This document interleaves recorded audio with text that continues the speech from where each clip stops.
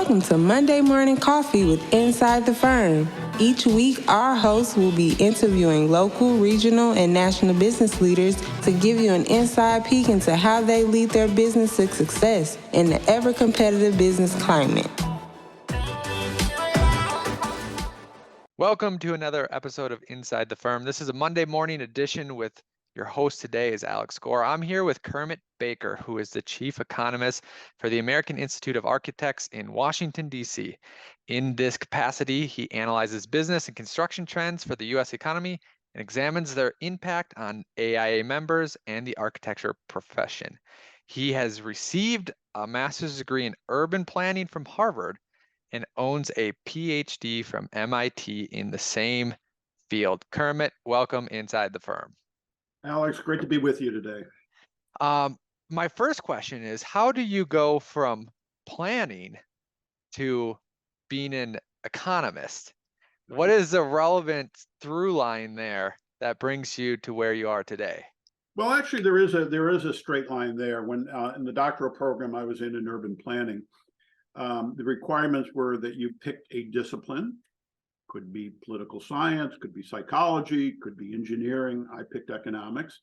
And then you pick a subject area. And I picked housing as a subject area. So the intersection of housing and economics was really how I launched my career. And then where did you start out after college? So I worked for between my master's and doctoral degree, I worked in a research firm. That sort of generated my interest in research. And then after I finished my doctoral program, I worked for almost 10 years in a trade publishing company. They publish many publications in dealing with the construction industry. And so that really got me engaged in, I would say, applied economics as it relates to what's going on in construction. Awesome. And then how did you get over to the AIA to where one of your roles is now? Exactly. So last connection here is the CEO of the publishing company I worked at. Left the company and ended up a year later as the CEO of the American Institute of Architects. And this was back in the early to mid 1990s. The profession had just gone through a very devastating recession at that point. And so there was at the annual convention, the AIA annual convention, as it was called back then, a board resolution that they hire an economist to help architecture firms navigate the ups and downs of business. You know, the AIA has, its roots are much more in really a professional association than a quote trade association. But I think having gone through that, as I said, very devastating business cycle, decided they really needed to do a little bit more in that area too. And at that point launched an economics program at the AIA to help practitioners figure out how to navigate business conditions. That's a great place to start. I've professionally only went through the 2008 recession because I was in the profession. I understood the 2001 recession because the amount of gifts for graduating went down significantly from my older brother. I was aware of the 1991 era recession only because years later, my dad worked at IBM and he told me, layoffs and things that had to happen there that he was a part of. But could you kind of give us that broad perspective going back to years, the differences you think between the recessions and kind of the recession that we should have had around COVID time? Mm-hmm. And we'll get into more of the current stuff now, but how those other ones affected the profession. Great starting point, Alex. So let me start with the early 90s recession, which was kind of characterized, it's often called the S&L recession. It really impacted the real estate industry.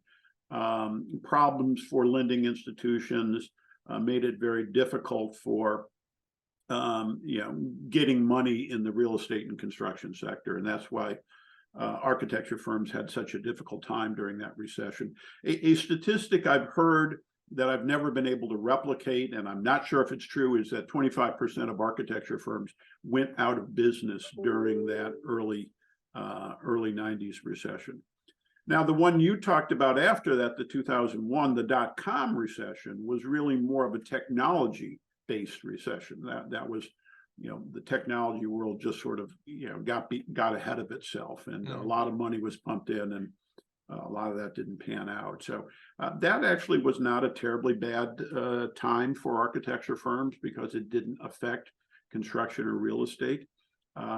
But then the one that you first remembered, the Great Recession or global financial crisis, devastated the economy, obviously, but it was really centered fundamentally around construction and real estate, because what really generated that was overly inflated house prices, and then a housing price crash that brought down the rest of the economy. And so that was devastating for architecture firms. Is there credence to the idea of like a 7-year cycle or something like that in relationships to overspending, corrections, and recessions? There is a regular pattern, which is why they call them cycles. But I think the current situation would belie this 7-year without getting too far ahead of ourselves. Well, let's start. We talked about the global financial crisis, the Great Recession, 2008 and 2009. Add 7 years on, and that would suggest that 15 or 16 would be another recession. Turns out it wasn't the case. It wasn't the case because the Great Recession lasted, for architecture firms, effectively lasted 5 years. Yep. It went on for a long time, and it was still in recovery mode for the rest of last decade. So all the way up through the pandemic basically was a period of recovery. But the pandemic in 2020 was over 10 years beyond when the global financial crisis affected us, and it took the wind out of the sails of the economy so significantly that it didn't get overheated during that decade. It didn't need to correct for any reason, and I think that's really the fundamental point, is that recessions are a way for correcting imbalances in the economy. Certain sectors just get ahead of themselves and need to slow down.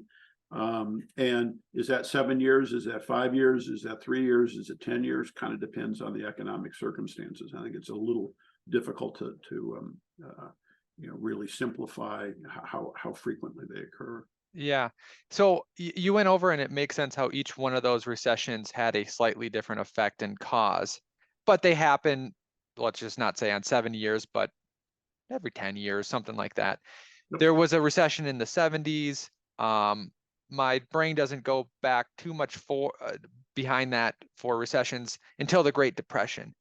But would you say whenever these recessions occur, they're more typical to the 90s level, and actually the 90s you said was actually pretty bad for architects.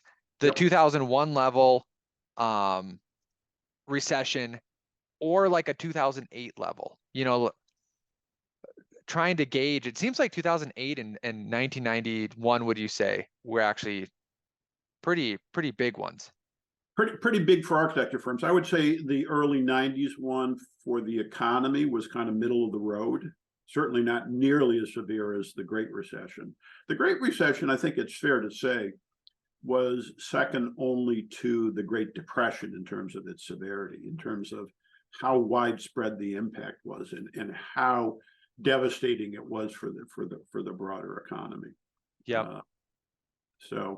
But they do affect different sectors. I think if you were in the technology sector, it sounds like your father was, during the dot-com recession, I'm guessing they rate that pretty high too. That would be high on the list. It's just that it didn't really impact, as I said, real estate and construction that much. Yeah. Looking at the last couple of years, especially with the COVID spending, the Fed spending, and the Fed balance sheet cresting and now coming down. When you kind of look at a forecast or thinking about the future in a macro sense, how much, especially in construction and in architecture and all that, how much play do you put on value of, oh, the interest rates versus, the amount of money in the system when the Fed's either reducing their balance sheet or increasing their balance sheet? Because this last one, where we're at now is, in my mind, is always tricky because it could have been a recession. I know during that COVID we had that very quick bump in there, but so much money was pumped in that that's the issue that we're dealing with an inflation issue. And we'll talk further. I think one of the latest architecture billing index, some of the architects, their main concern is dealing with the higher wages increase and all that, and keeping profitability. Yep. So, along the theme of every cycle is different, let's move on to the pandemic. You said it was short. It was short, but it was severe, very severe. You talked about the architecture billings index, which we've been collecting information on since the mid-1990s. The scores we were seeing during the pandemic recession were well below any scores we've seen in the 25-year history of that. Mostly because, it was a planned recession. They kind of threw the switch and said, there's not going to be any construction. There's not going to, we're going to close down restaurants. We're going to close down hotels. I mean, it wasn't the economy reacting to, what I talked about, imbalances or other issues. This was the government flipping the switch for good reason, saying, we're shutting down interaction here for a while. And, you pointed to because they knew what was happening, didn't catch anyone off guard. They knew what the impact was going to be. They did plan around it with, a broader safety net for individuals, for businesses. And then when they switched put the switch back on again, it did bounce back very quickly. So architecture firms had devastating conditions for only a few months. And within 12 months after, following sort of March 2020, the onset of it, architecture firms were, happy days are here again. They were seeing good, solid business conditions out there, very strong rebound. And for a lot of sectors, it was similar. For some, it took a little bit longer, but it did distort a lot of things going on. You mentioned the government spending was overstimulated the economy. I think you could probably get a room of economists together and they debate what really did happen during that period of time, because it was a very strong safety net, as I mentioned, but it also was, very serious supply issues. We don't talk about it much, but supply chain issues, can't get products from A to B because of issues related to the pandemic. We can't get labor because people are either still, afraid to go back to work or helping provide care to a family member, just not wanting to get back into the job market.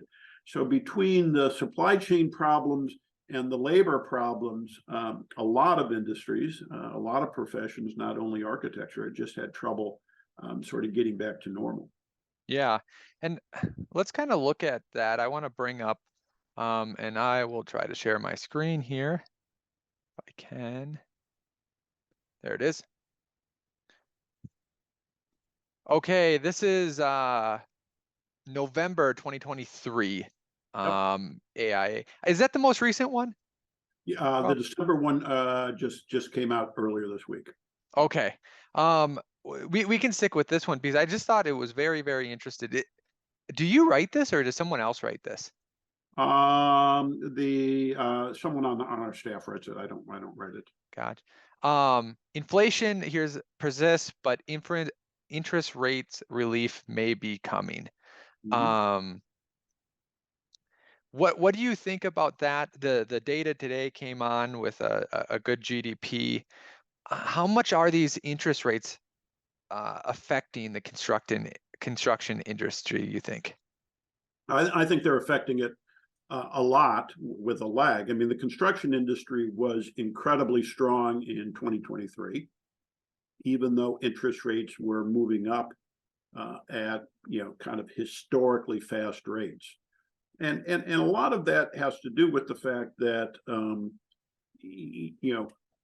how does the construction industry work, and when do you see stronger times and when do you see weaker times? So, for example, even during the pandemic, some sites were closed down, but 2020 was a pretty good year for construction. There probably was not another sector in the economy that was as healthy as construction in 2020. 2021, another good year. 2022, a good year. 2023, sort of record-breaking year.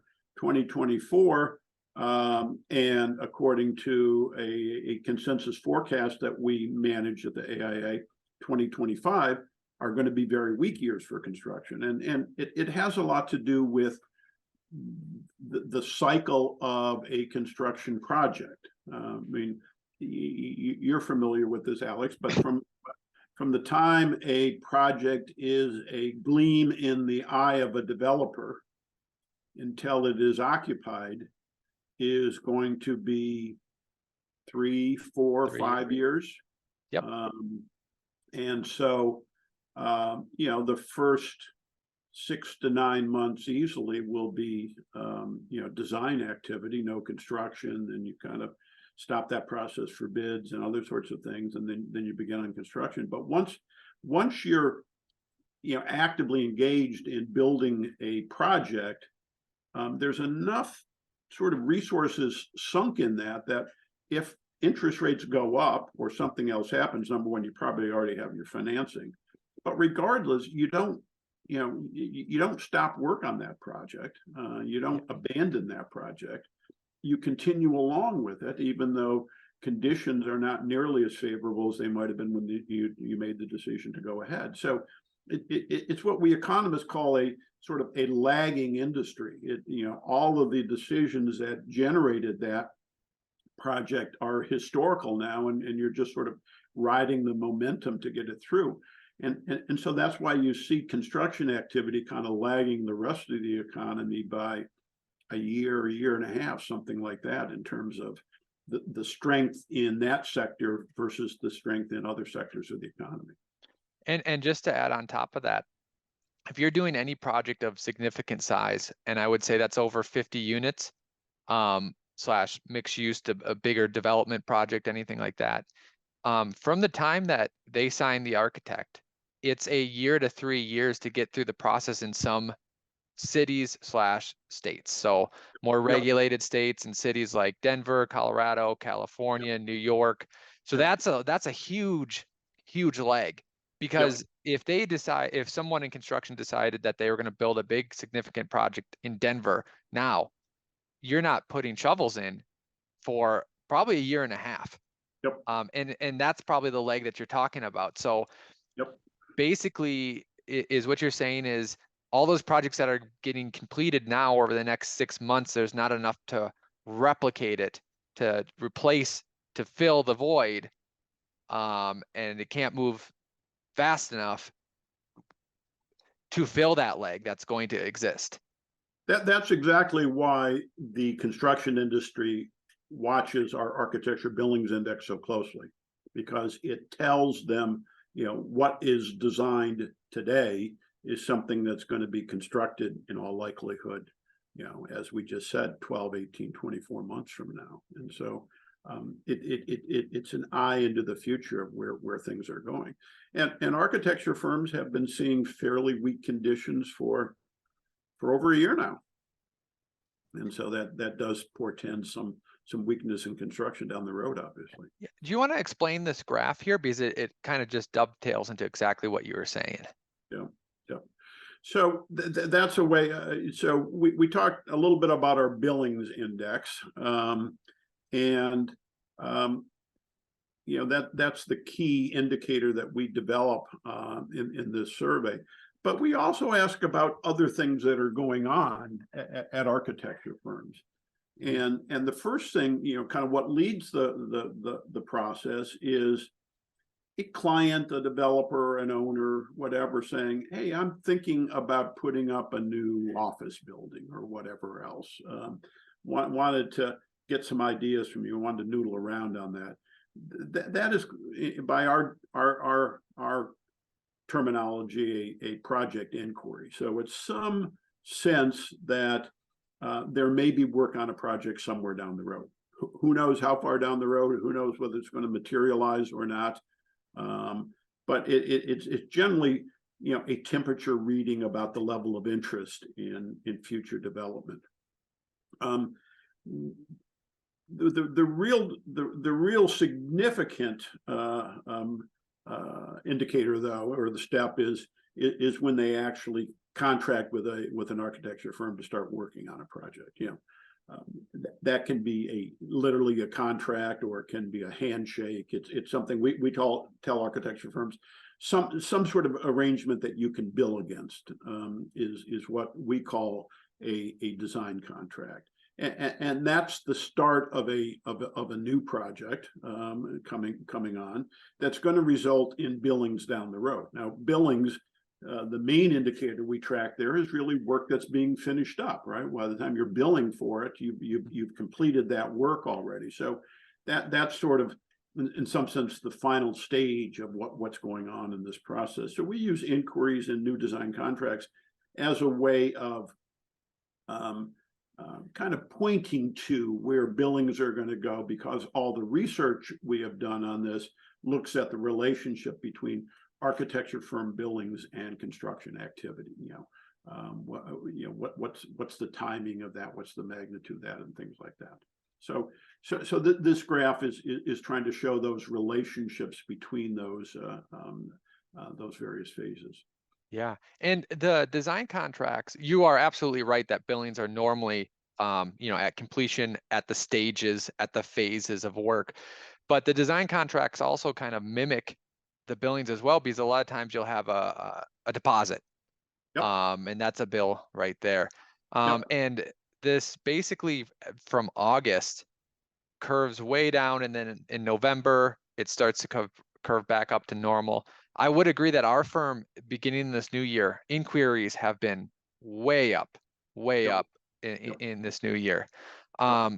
Going forth, I wonder, I don't have a particular question about this. This is the picture of the United States by region, and it's just giving the numbers of that billing index per region. Have you seen over time, has there been any significant shift from, think about maybe back way in the day, maybe industrial jobs moved south from the north and stuff like that. Are you seeing any significant shifts, any significant things coming in or out of regions? Well, our billings index is probably not a good measure of broad regional patterns, because they're really looking month to month. But yes, clearly there has been, in terms of population growth, economic growth, we see much more in the South than in the Northeast or Midwest, for example. And up until recent years, that would also be true for the West, that the South and the West were seeing the strongest growth, the Northeast and the Midwest, the weakest growth. Now, the West is sort of divided between Pacific Coast and, the rest. Yeah, the mountain. rest. Of the West. Yep. Yeah. And the Pacific Coast is starting to look a lot more like the Northeast and the Midwest in terms of population growth and economic growth and things like that. Now, it doesn't always play out that way month to month, as you can see here. I mean, the strongest numbers here are in the Midwest, a region that is not growing very rapidly. I attribute this to one of the very strongest construction sectors in recent years has been the manufacturing sector, sort of the industrial sector. And a lot of that was stimulated by the CHIPS and Science Act, the federal program to stimulate more high-tech growth. The Midwest has a reputation of being a bit more heavy on the industrial side of the economy, the manufacturing side of the economy. So if you see a bit of a manufacturing surge like we've seen over the last 3 or 4 years, an increase in manufacturing and construction, probably makes sense that that's going to show up to a more significant degree in the Midwest and other regions in the country. That makes sense. Before moving on, the last thing, basically this is Insight, the AIA asking firms what their biggest business related concerns were. The top one at 33% is increased firm profitability. And then we go down below that to 21% managing rising costs of running a firm, rent, healthcare, insurance, and all that. And then it goes down, then after that, negotiating appropriate project fees. So those second two kind of relate directly to firm profitability. I just thought this was interesting. I would echo that these remain a concern at, probably every firm. And I think you could throw the fourth one in too, which is basically marketing and business development. And I think you're exactly right, Alex, that they are telling different sides of the same story, which is, our number one concern now is revenue growth. With the economy, the construction industry beginning to slow down a little bit, with interest rates being high and, having taken effect on, what construction projects make sense or not, that I think, firms are confronted with a situation where not a lot of new work coming in. The design contracts we mentioned have been flat, billings have been flat, but their cost of business continues to go up. They need to pay their staff more. Their healthcare costs are going up. Their liability insurance costs are going up. So, the big problem is, our costs of doing business are high. Our revenue is relatively flat. What do we do to kind of try to bring those closer together? How do we cope in a world with our costs going up faster than our revenue is? And I think all four of those, top concerns at firms were variations on that theme, basically. Yeah, absolutely. So, we've kind of went through history, we've went through the past, through the recent past, and understood some of the issues. So my biggest question is, Kermit, tell us what the future holds and tell us exactly when the Fed is going to cut their rates. I'm glad you asked me that. Oh, I'm now, Alex. You've been waiting to tell. Call. Yeah. And that's a joke question, but I kind of want your prognostication on that. What is your feel for a soft landing, how that relates to us, how inquiries you might see, and also, do you think the Fed is going to cut rates this spring, this summer, this fall? Obviously, we're not holding you to it, but just for everyone to get touch points, from different perspectives, and yours is one that's important. Yeah.